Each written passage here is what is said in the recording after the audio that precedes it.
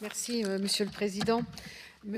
Chers collègues, Monsieur le rapporteur, l'accès à l'information permet aux citoyens de participer de manière positive à la vie de leur société. Et d'une certaine manière, comme le rappelait récemment l'Union interparlementaire, l'information est l'oxygène de la démocratie. Mais j'ai acquis la conviction que cette exigence d'information légitime du citoyen ne doit pas conduire à un principe de divulgation maximale et à une transparence absolue. En effet, cette surinformation peut constituer un danger en amenant le citoyen à juger ses gouvernants non sur de vrais éléments politiques, mais sur des détails restrictifs médiatiques beaucoup moins essentiels. En laissant croire que la démocratie liquide pourrait remplacer à terme la démocratie représentative, certains réseaux sociaux ou sites d'information la mettent en danger partout où elle est fragilisée. Nous devons donc être prudents, car si l'information utilisée avec pragmatisme est en effet l'oxygène de la démocratie, l'information diffusée sans conscience peut devenir un danger pour nos valeurs et notre sécurité.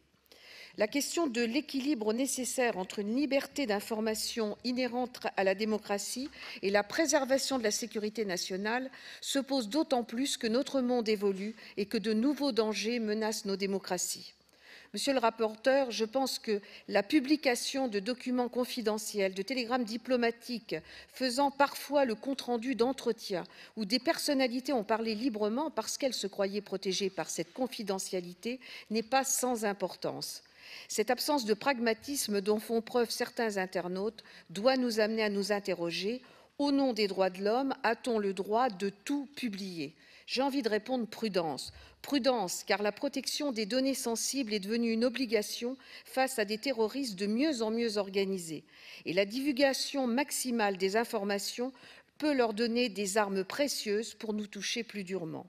Prudence, car sous couvert de transparence de la vie publique, nous assistons de plus en plus à la publication d'informations personnelles, financières ou autres, exploitées par ceux qui luttent contre la démocratie.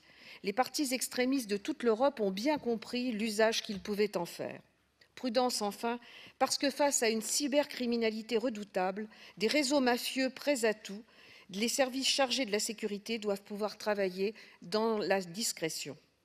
Monsieur le rapporteur, il est vrai, et c'est quelque chose contre lequel il faut lutter, et votre rapport en fait état. Il est vrai que certains États, y compris dans notre Assemblée, privent leurs citoyens d'un accès à l'information légitime, souvent corollaire d'une limitation de la liberté d'expression.